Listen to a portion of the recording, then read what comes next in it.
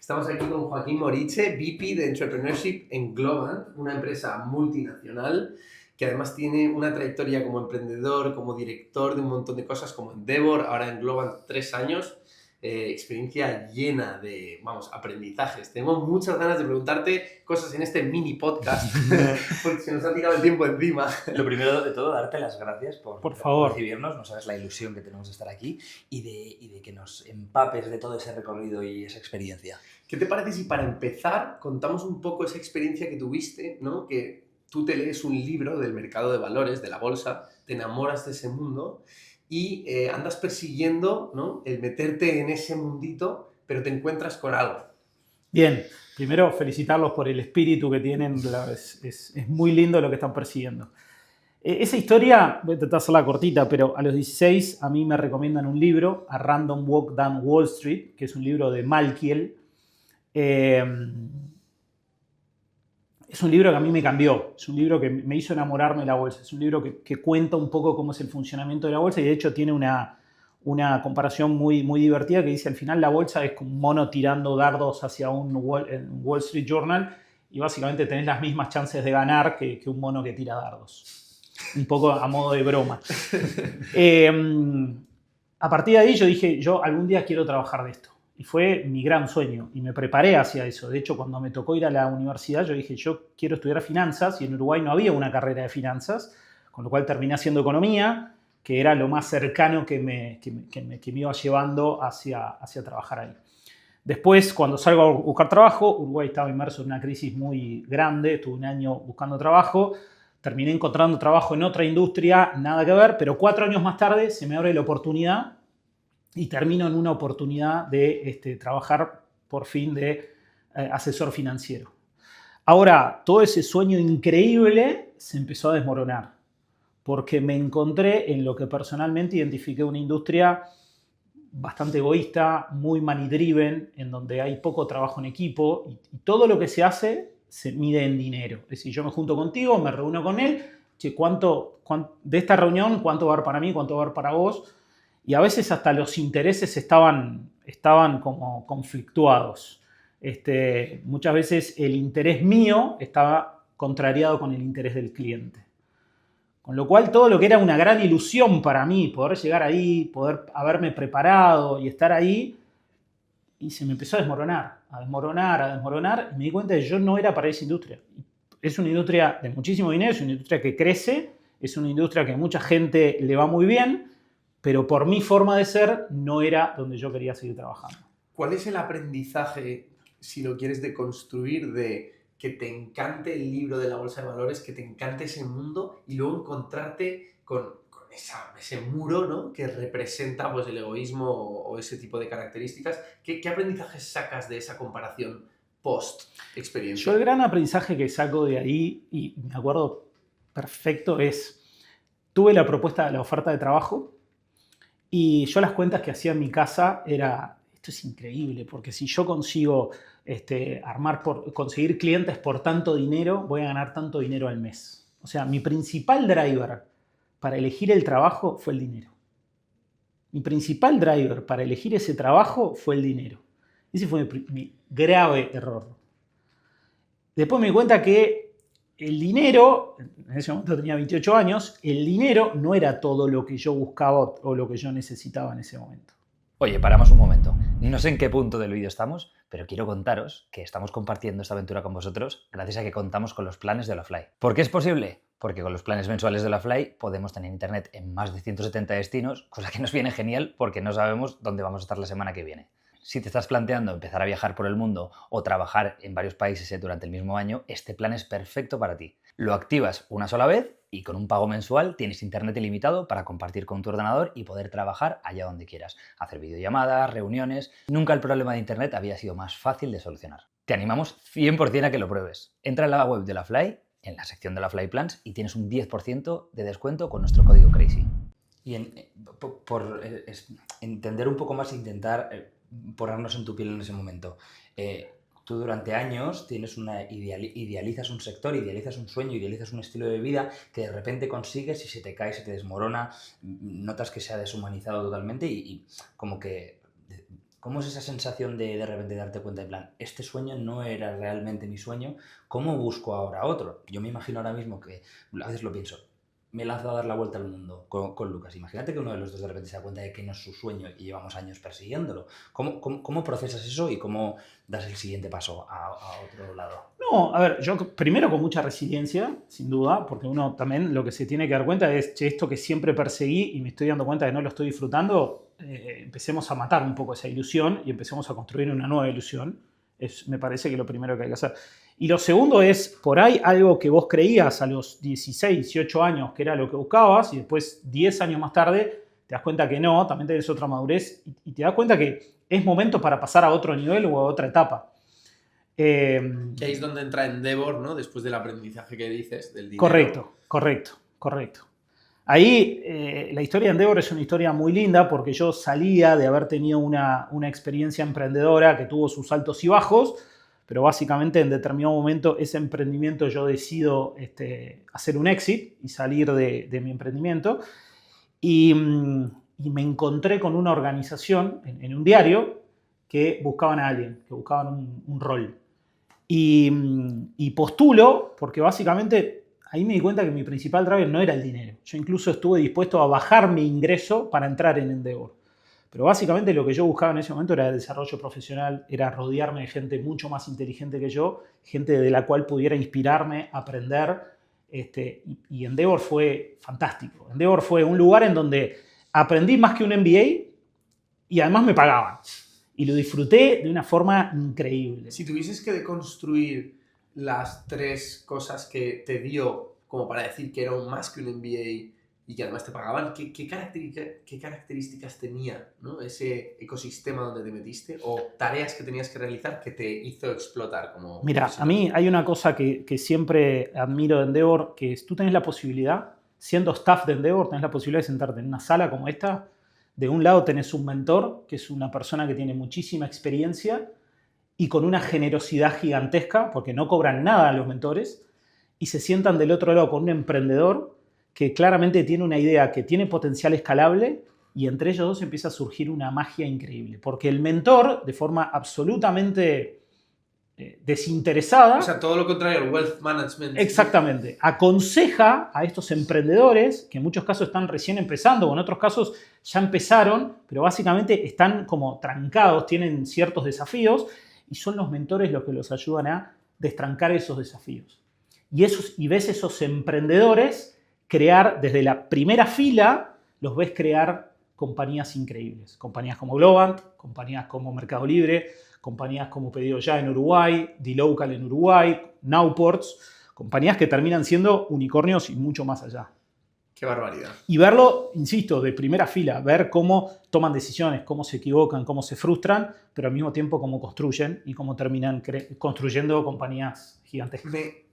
Me encanta este tema y lo quiero cruzar con que tú al final, en tu experiencia emprendedora, director de Entrepreneurship en Endeavor y ahora en Globant, has visto muchos perfiles, has visto lo que dices, desde primera fila, desde cero a un unicornio, prácticamente un montón de cosas, ¿no? ¿Qué características tiene este tipo de emprendedor que parte de lo más básico y de repente es un tío que ha montado un unicornio y ha escalado a cientos de miles de, yo qué sé, de valuation o de facturación? ¿Qué características para el que esté escuchando, que a lo mejor está en su sofá o lo que sea, pueda decir, yo no soy tan diferente de esa persona, lo que pasa es que esa persona ha hecho lo que tenía que hacer, ¿no? ¿Qué es eso?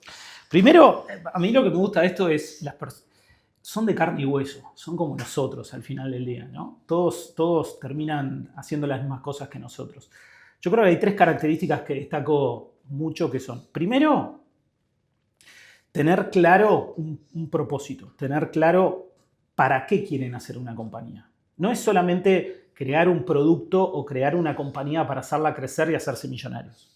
Normalmente todos los emprendedores que tienen éxito es porque tuvieron un propósito atrás, mucho más grande que hacerse millonarios o hacer dinero. Eso me parece lo primero que quiero destacar. Lo segundo que quiero destacar es un nivel de confianza alto, es decir, creerse en sí mismos, creerse en las capacidades que tienen, pero no pasar un límite muy, muy finito, que es la arrogancia, que es yo me la creo mucho, pero también estoy abierto a escuchar a otras personas que me van a aconsejar. Porque a veces el creérsela demasiado, pasás ese umbral y ya dejás de escuchar. Y vos crees que todo lo que vos ya lo sabés y que sos el mejor del mundo y no necesitas que nadie te ayude.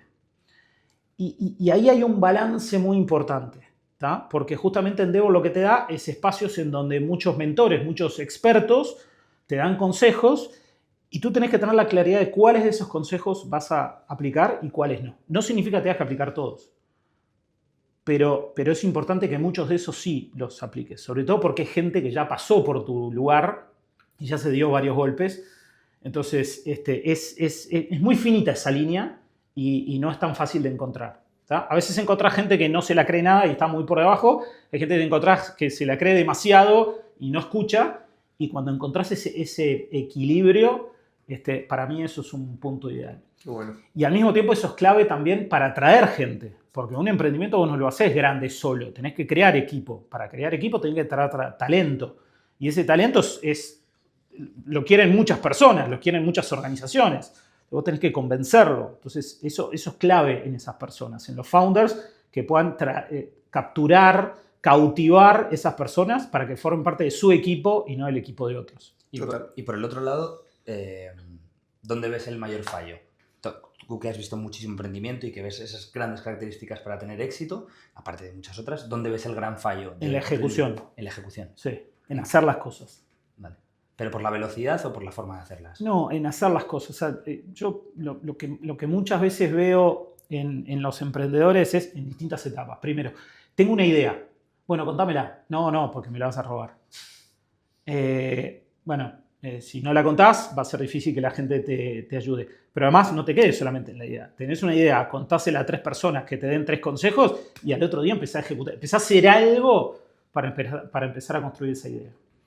Yo veo en la posición que estoy hoy dentro de Globant como VP de Globant Ventures, nosotros invertimos en un montón de emprendedores. Hay emprendedores que tú tenés una reunión, le das 3 consejos y al otro día te llaman y te dicen, che, ya, ¿te acordás del punto 1? Ya lo empecé a ejecutar, ya hablé con fulano, ya hablé con... Son doers enseguida, inmediato. Y hay gente que viste, la demora, no, bueno, lo que pasa es que... Y te pone excusas, ¿no? Un poco lo que hablábamos hoy, las excusas. Entonces te pone excusas, no, porque... Entonces la ejecución es hacer, aunque sea un micropaso, un pequeño paso, pero es hacer, que es un micropaso hoy, un micropaso mañana, un micropaso pasado, y así, después cuando miras para atrás, por lo menos ya caminaste un espacio. El empezar a poner excusas, no, porque tengo que hablar con fulano, y después hablo con Mengano, y después el no sé qué. Entonces, esos son los que no hacen. Entonces, 100%. el peor error que veo en los emprendedores es no ejecutar, no animarse a dar ese paso. Totalmente. Vale, voy a coger el tercer punto de lo bueno, que estabas hablando de formar equipo, ¿no? Y lo vamos a llevar ya a la parte de hacia dónde va el futuro, ¿no? Porque yo creo que esto va a cambiar radicalmente. Fuerte. Creo que tú estás ahí muy metido y me apetece entender tu visión de pues, todo esto de AI agents, hacia dónde va el futuro del trabajo híbrido, ¿no? Cómo van a ser los equipos y cómo los emprendedores, solopreneurs y perfiles freelance van a poder explotar al máximo sus capacidades con este tipo de herramientas, ¿no? O como se llamen, porque no son herramientas casi. Mirá, a mí lo que me encanta de esto es, primero, no sé cómo va a ser el futuro. Es incierto como todo. Lo que yo me imagino, y parte de lo que estamos trabajando en Globant, es... Yo soy de una generación, yo soy nacido en el 80, voy a cumplir 45 años este año, soy una generación en riesgo. Y a la generación que más les temo es a la de ustedes. Porque ustedes son nativos digitales. Ustedes salen de la facultad o entran a un trabajo y ya manejan AI de forma absolutamente nativa. Para ustedes es natural manejar AI. Para nosotros es como más doloroso. Che, me tengo que meter una nueva tecnología, tengo que aprenderla, no sé cómo es esto. Hay una barrera psicológica, la gente le tiene miedo a estas cosas. Entonces, hay una gran frase ahí que dice, che, el AI no me va a sacar mi laburo. Lo que me va a sacar mi trabajo van a ser personas como ustedes que sepan manejar AI mejor que yo. Entonces, eso es para mí primera reflexión que tenemos que tener. ¿Por qué? Porque yo me imagino un futuro en donde cada profesional va a aumentar sus capacidades, va a ser mucho más productivo orquestando agentes de AI. O sea, uno va a llegar a la oficina y va a interactuar con distintos agentes que van a hacer un montón de tareas por uno. Y uno se va a concentrar en aquellas tareas que sí necesitan criticidad, sí necesitan creatividad, sí necesitan innovación, sí necesitan cosas que hoy la AI no puede hacer. Entonces yo me imagino que nosotros, cada uno de nosotros, vamos a tener un montón de agentes trabajando para nosotros, nos van a ir dando inputs a nosotros y nosotros con eso vamos tomando decisiones y vamos de un agente a alimentar otro y otro y otro. Y así vamos a tener muchos agentes trabajando, orquestadores de esos agentes, y ahí vamos a aumentar nuestras capacidades. Antes decías una cosa que me ha chocado mucho para bien y me ha gustado mucho, que sobre eso, ese output que te dan todos esos agentes, tú le das al cliente un trabajo o un resultado extraordinario. 100%. Esa parte humana 100%. es la que le da esa excelencia al trabajo. 100%. O sea, los agentes te van a aumentar la calidad del producto final, te van a aumentar, te van a acelerar los procesos de construcción. Es decir, yo no me imagino que en 3 años haya una persona escribiendo un código. Va a ser un agente el que escriba ese código. Ahora, va a ser un experto en que termine de moldear ese código para que ese código sea hermoso y funcione increíble. Total. Un agente te va a dar cierto diseño principal, pero va a haber un experto en diseño que le va a terminar dando, digamos, la maravilla del diseño. Y así, las últimas 5%, la última milla, la van a terminar los humanos. Claro. Pero todo el heavy lifting, digamos, lo van a hacer, a mi entender, lo van a hacer los agentes. A mí hay un concepto que me encanta de Naval, que es que tú o construyes o vendes, y si sabes construir y vender, eres imparable, ¿no? Al final, cualquier emprendimiento va de construir algo, ya sea un producto o un servicio, y de venderlo. Necesitas las dos partes. ¿Qué pasa? Que en el futuro que se viene, el construir tiende a cero, en el sentido de que los agentes van a construir por ti prácticamente todo. Sí. El 95%, como tú estás diciendo, y la última milla la vas a hacer tú, pero vender cada vez es más difícil porque va a haber menos atención a la que poder venderle. Y bueno, sí, habrá un montón de agentes y un ecosistema que no sabemos cómo va a funcionar, pero ¿cómo visualizas también con tu experiencia emprendedora esa dualidad entre que la construcción va a bajar a cero, va a haber muchísimos más productos, pero la gente va a ser la misma?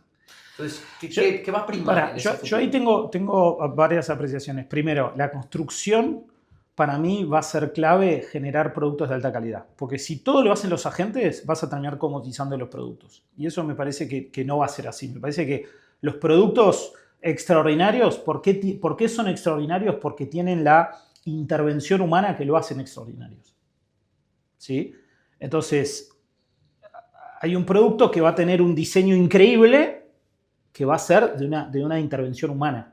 A alguien se le ocurrió ese diseño y va a decir esto va a ser de esta manera, y después el gran trabajo de eso lo va a terminar haciendo un agente. Entonces, yo no creo que esa tendencia a cero vaya a ser así. Sí se van a hacer en periodos más acelerados. Segundo, los agentes nos van a permitir hacer proyectos que antes eran demasiado costosos hacerlos. Por ejemplo, ibas a un cliente y tenía cierto desafío y se lo cotizabas y por ahí era un proyecto, no sé, de $5 millones y el cliente no tenía ese presupuesto. Ahora por ahí ese proyecto se lo puedes hacer por $500.000 y el cliente dice, ahora sí lo podemos hacer.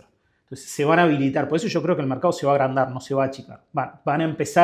Se van a desbloquear una serie de proyectos que antes no se hacían por presupuesto. Sí, un poco de suma positiva al final. Exacto. Y lo tercero que creo acá es, en la venta sigue habiendo mucha relación humana.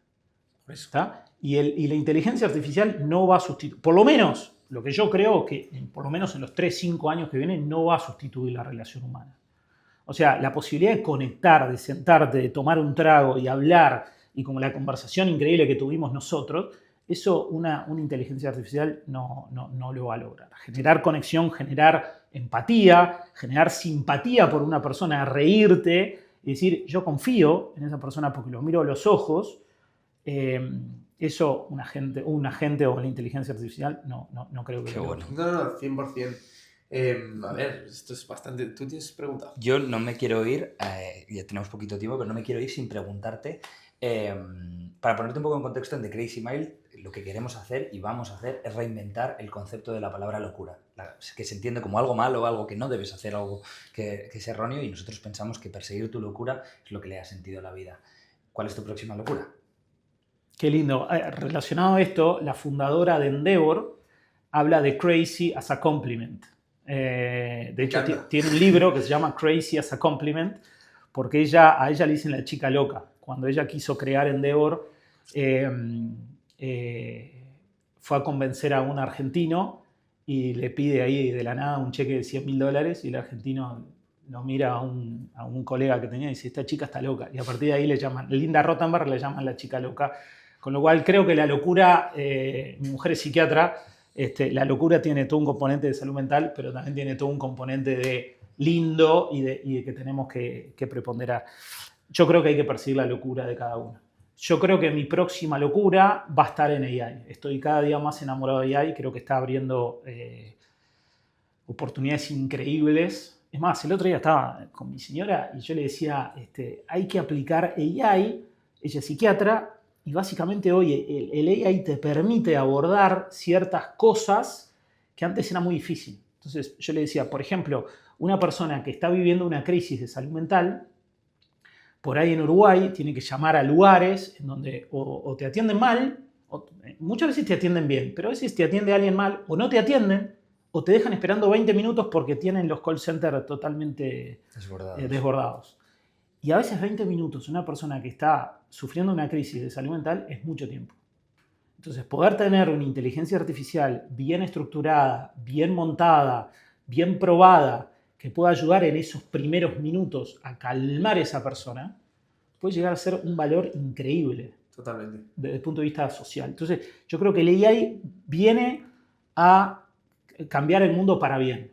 Por supuesto, hay que ser muy responsables a la hora de usarlo. Pues se puede usar para bien y se puede hacer cosas increíbles a nivel individual y a nivel social, y también se puede hacer mucho daño. Entonces tenemos que ser muy conscientes de un uso súper responsable de la AI.